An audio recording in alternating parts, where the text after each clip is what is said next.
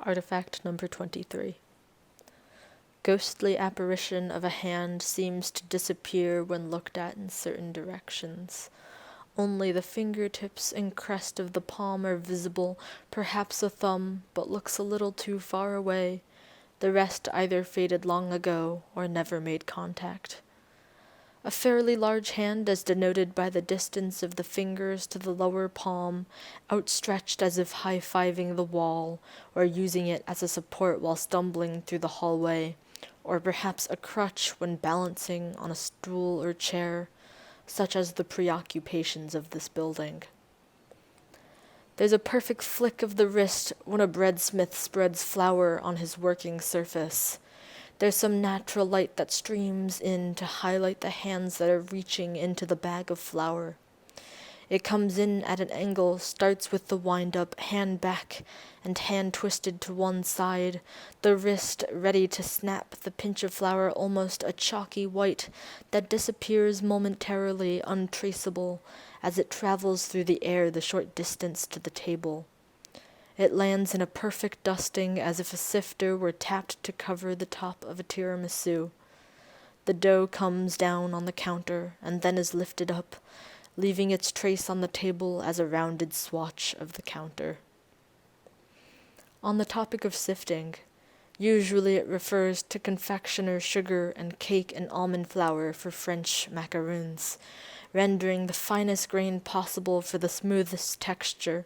An uninterrupted skin must form on these beautiful cookies before they are placed in the oven. A beautiful, smooth, bubbleless surface only achievable by sifting so fine that it sticks to your hand and can only be removed by smacking it against your apron. If it's done wrong, you'll see the little speckles of oversized almonds that weren't processed. Sometimes we see cocoa powder like the infamous tiramisu, but cocoa powder is much more reactive to moisture and almost immediately turns into a darkened liquid when touched by hot hands. You take your hand and place it against the counter to leave a light smear of chocolate to rest until later.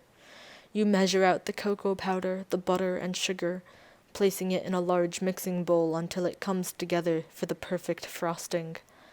The large, rounded Black Forest cake is decorated in dark cherries and preserves, unseen as they hide between the layers of the decadent cake. You apply the crumb coat, moving the cake round and round on the cake stand to get each crumb caught and encapsulated, to make a work of edible art that's just as refined as the ingredients that were put in.